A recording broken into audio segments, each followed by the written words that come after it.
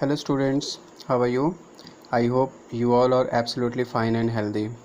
Students, today I am going to start chapter 7, The Necklace, from your another supplementary book, Footprints. Okay, actually all the chapters of First Flight I have already completed, and all the poems in poetry section have also been accomplished. Okay, so only 3 chapters of Footprints are still left to be explained. I would like to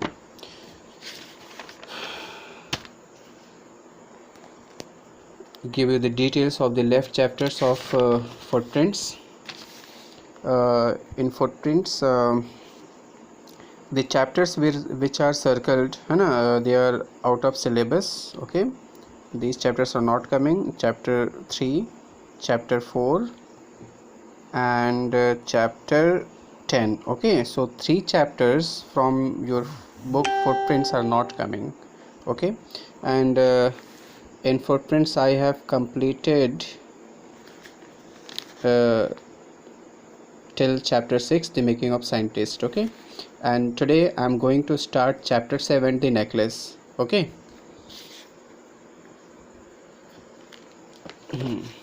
see, the chapter necklace has been written by Guy de Maupassant. It's a very prolific writer. So before proceeding ahead, I would like to give you the chapter sketch, a brief introduction of the chapter The Necklace. The Necklace is a story of a middle class lady named Matilda Lozel. Okay, ये एक ये chapter जो है necklace है ना, ये एक middle class lady की स्टोरी है जिसका नाम मैटिल्डा लोजेल होता है ना। अच्छा बेटा, नेकलेस मीन्स जानते हो, हार को कहते हैं जो ऑर्नामेंट्स होता है ना, which are used by the ladies specially, है ना। गले का जो हार होता है उसे नेकलेस कहते हैं। तो एक मिडिल क्लास की एक लेडी होती है जिसका नाम मैटिल्डा होता है, Matilda Loisel. Okay, she was born in a poor family, उसका जन्म एक गरीब परिवार में होता है। And was married to a clerk named M Loisel, और उसकी शादी एक क्लर्क से होती है ना, जिसका नाम एम लूजेल होता है। Okay, so the name of the lady is Matilda Loisel and the name of her husband is M Loisel, है ना। He is a middle class, he is also belongs to middle class family and he is a clerk. Okay, Matilda was a very pretty young lady, है ना। Matilda एक बहुत ही खूबसूरत young lady होती है, but she was dissatisfied with the poverty of her family, लेकिन अपनी परिवार की गरीबी की वजह से वह हमेशा डिससेटिस्फाइड रहती है, डिसकंटेंटेड रहती है।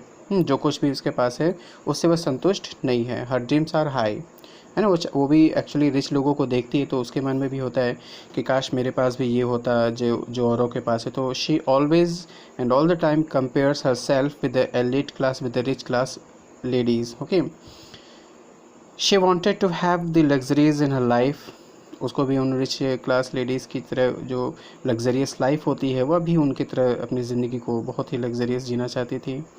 She hated her own humble surroundings, और उसकी जो अपनी सराउंडिंग्स, अपनी फैमिली है, अपना जो उनका इन्वायरमेंट होता है, जो थिंग्स होती हैं जो सराउंड, उसको वो हेट करती है, उसको पसंद, अपने घर का माहौल उसे पसंद नहीं आता है। And spend her time dreaming about a fancy and luxurious life, और हमेशा एक बहुत ही खुशहाल और बहुत ही लग्जरियस लाइफ जीने के वह अभी भी सपने देखती रहती है। Once she borrowed necklace from her friend, और इसी चक्कर में एक बार उसे भी बहुत शौक होता है कि एक्चुअली यहाँ पे एक इंसिडेंट होता है। जो इसका हस्बैंड है, क्लर्क है, उसको इसके बॉस ने इनविटेशन दिया हुआ है, वहाँ पे बहुत सारे रिच और एलिट क्लास के लोग आ रहे होते। अब इसको एक ही सभी लोग नेकलेस पहन के आएंगे तो मैं विदाउट नेकलेस क्यों जाऊँ। सो दिखावा के लिए, शो ऑफ करने के लिए वो क्या क्या अपने फ्रेंड से नेकलेस लेती है। और जिनसे वो नेकलेस लेती है उसका नाम क्या होता है, M A Forester. Pay attention towards the name, है ना। उसका नाम क्या होता है बेटा, M A Forester. And that necklace is lost in the ball. Ball means party होती है जहाँ पे लोगों की गैदरिंग होती है, और जब वो पार्टी अटेंड के उसी वक्त उसका नेकलेस खो जाता है। Okay, she decided to replace it by necklace. फिर वो कहती है अरे मैंने अपने फ्रेंड का नेकलेस उधार लिया तो खो गई। So on the moral ground she has to return the necklace, और वो सोचती भी है कि मुझे नेकलेस वापस करना चाहिए. Okay, that looked similar to it, और उसे ये भी है कि उसके दोस्त को शक ना हो कि उसका नेकलेस गुम हो गया है, इसलिए वो चाहते हैं कि इसी तरह का सिमिलर नेकलेस ही उसको वापस किया जाए. It's costed her fortune and they had to live in a miserable condition, और इसके वजह से उनकी ज़िंदगी के जो कष्ट और बढ़ जाते हैं और उसे बहुत ही मिजरेबल, बहुत ही कठिन ज़िंदगी जीनी पड़ती है. टू रीपे द लोन, है ना, that took two by it. Actually उस नेकलेस को ख़रीदने में फिर इसे हैवी डायमंड नेकलेस होता है, डायमंड स्टडी नेकलेस होता है, उसको ख़रीदने में इसे लोन भी लेना पड़ता है, और फिर उस लोन को चुकाने में इसकी जो लाइफ थी और ज़्यादा पुअर हो जाती है. It's a tale of how her desire to have more led to her ruin. और फिर ये कहानी हमें बताती है कि कैसे हमारी इच्छाएँ, हमारी डिससेटिस्फैक्शन वाली जो डिज़ायर होती है, विशेज़ होती हैं, वह हमारी ज़िंदगी को और नरकी बना देती, और ही बैड बना देती हैं. हाउ, हालांकि इसमें एक क्लाइमैक्स, बहुत बढ़िया क्लाइमैक्स इस स्टोरी का है, but I am not willing to reveal the climax, है ना. आई वांट कि you should go through the whole story, है ना, you should go through the entire chapter and then you should find yourself what is the climax. Okay, but एक बात यहाँ पे बेटा अच्छी तरह से समझ लेना कि if we have whatever we are having, whatever is there in our fortune, we should have the wealth of contentment. We should never give chance to our greed. Okay, हमें सपोज़ अगर हमारे पास जो भी कपड़े हैं, अगर हमें किसी पार्टी में जाना है, किसी की शादी में पहन के जाना है, तो हमें उन्हीं कपड़ों से काम चलाना चाहिए, ना कि किसी से वुडलैंड की शूज़ हमने उधार ले ली या फिर किसी से हमने रेमंड की शर्ट ले ली, तो उस शो ऑफ करने का मतलब कुछ नहीं होता है. कि we should show towards the other people whatever we are, है ना. We should not show off false things, है ना. Just show what exactly you are. Okay, so this is the theme around which the entire story revolves. Okay, so let's start. It's a long chapter, and today I will explain only this first paragraph, so please pay attention. Matilda Loisel, a middle class lady, Matilda Loisel जो कि एक मध्यवर्गीय परिवार से belong करती है ना, middle class lady है. डिस्परेटली वेस्ट शिवर वेल्दी, वो काफ़ी इस बात के लिए डिज़ायरेबल है, काफ़ी विश करती कि काश वो भी औरों की तरह बहुत ज़्यादा धनवान होती, बहुत ज़्यादा वेल्दी होती. शी वॉज वेरी प्रेटी, वो बहुत खूबसूरत होती है, एंड चार्मिंग, वो बहुत ही अट्रैक्टिव भी होती है, but had bad luck to be born into a family of clerk.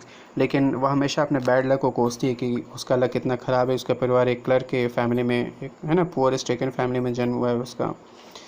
And marry to another clerk, और उसकी शादी भी एक दूसरे क्लर्क से हो जाती है ना. बेटा क्लर्क के लोगों की सैलरी जो होती है वो बहुत ज़्यादा नहीं होती है, but anyhow whatever a clerk earns, all the family members should satisfied. M Loisel, her husband worked as a clerk in the office. उसका जो हस्बैंड होता है उसका नाम एम लूजेल होता है, वो एक ऑफिस में क्लर्क की जॉब करता है, of the board of education, वो भी शिक्षा एजुकेशन डिपार्टमेंट में. Matilda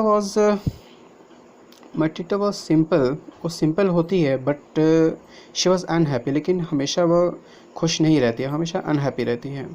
she was so convince that she is meant to be rich, वह हमेशा इस बात को कन्विंस करती है, इस बात को वो चाहती है कि काश वह भी औरों की तरह जो है रिच होती, धनवान होती. She detested her real life and spent all day dreaming, वह अपनी जो वास्तविक ज़िंदगी है उससे परे वो हमेशा सपनों में खोई रहती है ना. And despairing about the fabulous life that she was not having, और हमेशा उस फैबुलस, उस शानदार ज़िंदगी के बारे में हमेशा सोचती है जो कि उसके पास नहीं है, और जो कि जो है वो नहीं जी पा रही है. So it's a very interesting story. Okay, so before proceeding ahead,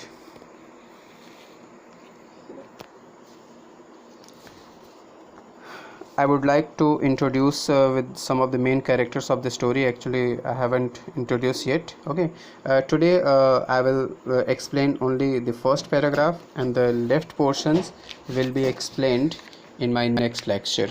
Okay, so let's be aware of the main characters. There are three main characters in the story. First, Matilda Loisel. She is a pretty young woman who is married to a clerk. She is dissatisfied with what has. She is always lost in the dreams of wealth and pleasure. Okay.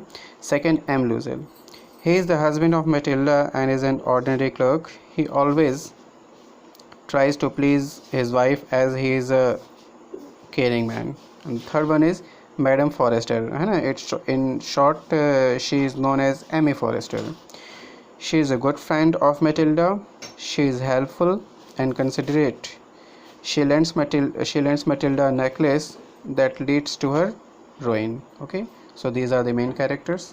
I hope you would have understood the chapter sketch and about the characters and the first paragraph. Okay,